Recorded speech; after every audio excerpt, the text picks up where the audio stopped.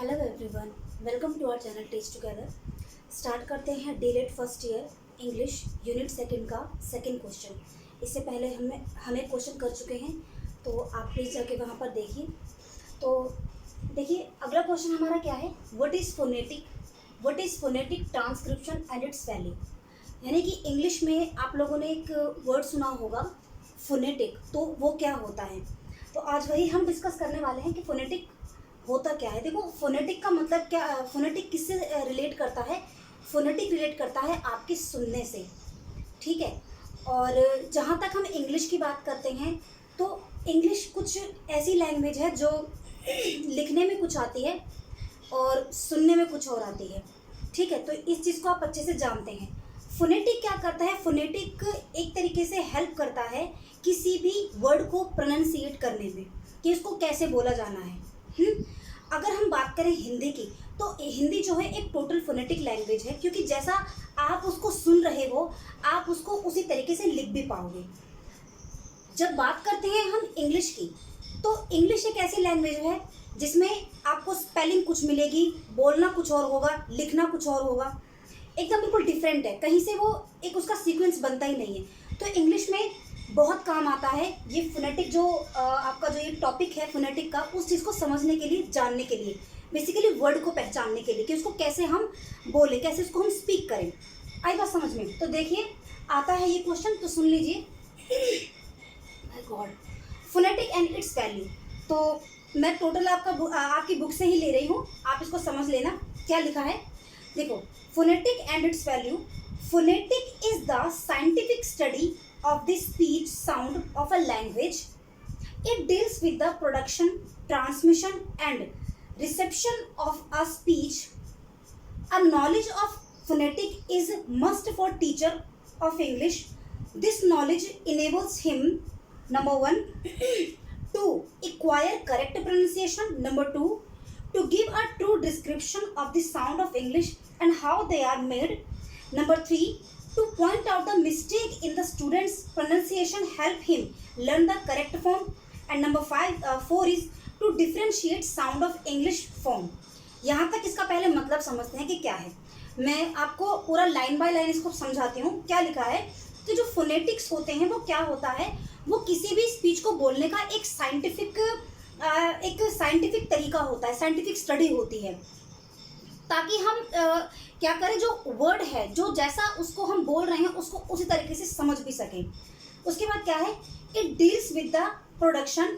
ये डील करता है किसी भी वर्ड के प्रोडक्शन के साथ, उसके ट्रांसमिशन के साथ, कि मतलब उसको अब हमें ट्रांसफ़र कैसे करना है। भाई, अब मैं यहाँ बोल रही हूँ तो मैं अपने वर्ड्स का ट्रांसफ़र तो ही कर रही हूँ ना, तो किसी वर्ड का ट्रांसमिशन और उसका रिसेप्शन, और उसको सुनने वाला कैसे रिसेप्ट करेगा, यानी उसको कैसे उसको एक्वायर करेगा या फिर उसको अधिग्रहण करेगा। आई बात समझ में। फिर क्या है, a knowledge of phonetics is must for teacher of English. के फोनेटिक का ज्ञान होना किसी भी इंग्लिश टीचर के लिए बहुत ज़रूरी है। इससे क्या होगा कि वो एक करेक्ट और इक्वायर जो वर्ड है उसको प्रोनाउंसिएट कर पाएंगे। उसके बाद किसी भी साउंड ऑफ इंग्लिश का डिस्क्रिप्शन अच्छे से दे पाएंगे। आई बात समझ में। और वो कैसे बना है इसको वो कर पाएंगे। To point out the mistakes in the sound, a student pronunciation help him learn to the correct form.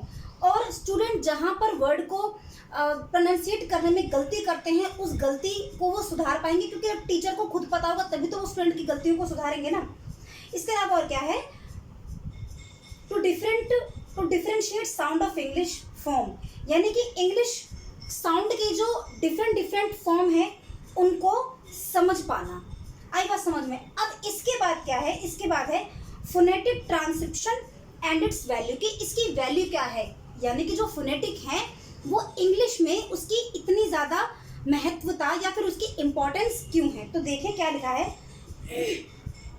English is not a phonetic language. तो सीधा लिखा है यहाँ पर, in this the sound of a word is not the combination of the various sound of the letter, that is why it has been well said, the spelling of a word in English is not a true guide to its pronunciation. अब यहाँ तक पहले इसको line by line समझते हैं हम।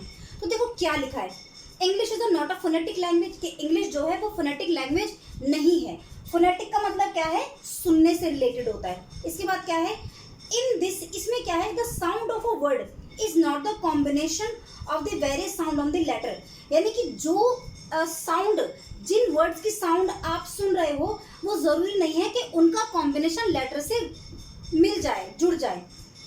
That is why it has been well said that the spelling of word in English is not true guide to its pronunciation. तो इसीलिए कहा गया है कि इंग्लिश में जो भी वर्ड्स होते हैं वो आपको अच्छे तरीके से गाइड नहीं कर पाएंगे। जैसा आप उसको लिख रहे हो जरूरी नहीं है कि आप उसको ऐसा बोल भी पाओगे।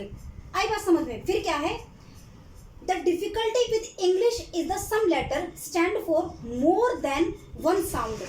The letter A for example has different sound in, able, about, at, after, want, all, any. अब यहां तक इसको समझो।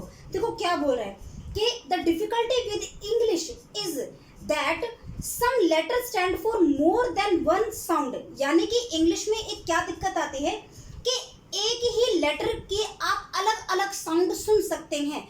जैसे कि अगर हम सिर्फ एक लेटर लेते हैं ए, तो ए लेटर की ही आप अलग अलग साउंड सुन सकते हो। वो कैसे, जैसे कि एक आया एबल, ABLE, एबल, यहाँ पर आपने इसको ए बोला, जबकि अबाउट, अब वो क्या हो गया, अ हो गया, अबाउट हो गया। उसके बाद क्या है, एट, अब आपने क्या किया, जो माउथ था उसको थोड़ा वाइड किया तो एट वो हो गया। उसके बाद क्या है, आफ्टर, यहाँ पर आपने मतलब थोड़ा उसको ऊपर की साइड से वाइड किया तो after, and after that want, तो यहाँ उसको क्या हो रहा है कि ए का थोड़ा साउंड सर्कल बन रहा है, वॉन्ट, एंड ऑल, या फिर एनी।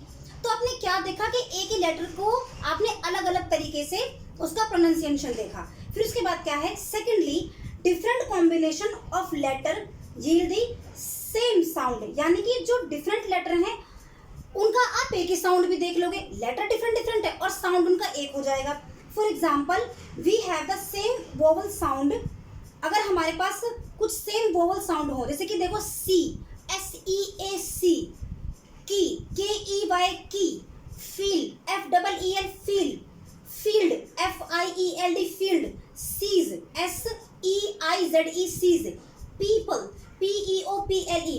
अब आपने क्या देखा कि हर जगह आपको क्या मिल रहा है, वो बड़ी ई की मात्रा समथिंग कुछ ऐसा लग रहा है, बट इनकी स्पेलिंग हर बार अलग हो रही है। जितने भी आपके वोवल आपको दिख रहे हैं वो लिखे कुछ और जा रहे हैं, बट उनका साउंड क्या है, वो सेम है। Thirdly there are certain letter which are silent in certain word as in dumb, B in depth, and L in calf। इसके साथ साथ हम क्या देखते हैं कि बहुत सारे वर्ड ऐसे होते हैं जो कि क्या होते हैं, साइलेंट होते हैं।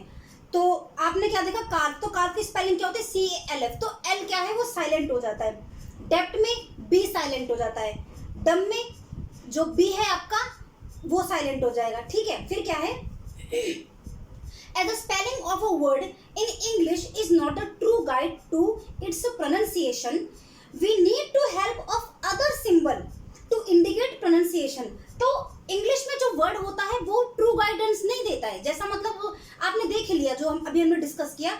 तो इसी चीज को समझने के लिए हमें क्या करना पड़ता है, कुछ अलग से इसके इंडिकेशन की हमें जरूरत पड़ती है। Such symbol are called phonetic symbol, तो ऐसे ही हम सिंबल्स को क्या बोलते हैं, फोनेटिक सिंबल बोलते हैं। Each symbol standing for one sound only, जिसमें कि क्या होता है, हर एक सिंबल का अपना अलग अलग एक साउंड बना होता है। तो इसके बाद साथ ही आप इसको ये भी लिखेंगे, the value of phonetic symbol और फोनेटिक ट्रांसक्रिप्शन। ट्रांसक्रिप्शन का मतलब क्या है, उसका रिकॉर्ड बनाना, उसको ट्रांसफर करना एक तरीके से। ठीक है, transcription is that it enable us, कि ये हमको इनेबल करता है us to read accurately the pronunciation of a word in the dictionary such as the Oxford। यानी कि जो फोनेटिक वर्ड होते हैं वो हमको इनेबल करते हैं किसी भी वर्ड को करेक्टली प्रोनाउंसिएट करने में। तो आपकी बुक में ना कुछ बना ऐसे करके वो कुछ बने होंगे फोनेटिक, आप इनको देखोगे तो मतलब बड़ा मज़ेदार सा आपको समझ आएगा।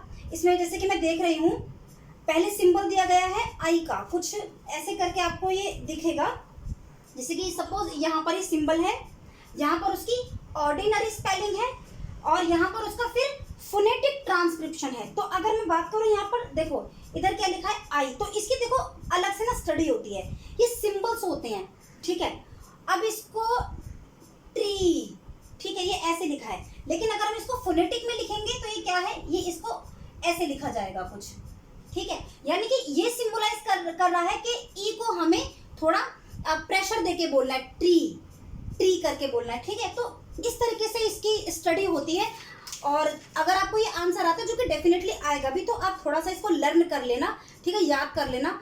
स्टडी तो इसकी एक बड़े पैटर्न पे होती है, एक बड़े लेवल पे होती है, तो इसको थोड़ा समझ लेना और आंसर में डाल देना, बस 3-4 चीज़ें डाल देना, उतना एक्यूरेट होगा।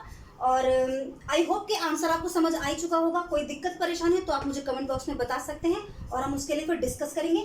ये यूनिट फिनिश हो जाने दीजिए, फिर हम मैथ्स का भी कर लेंगे, ठीक है। तब तक के लिए thank you and good bye.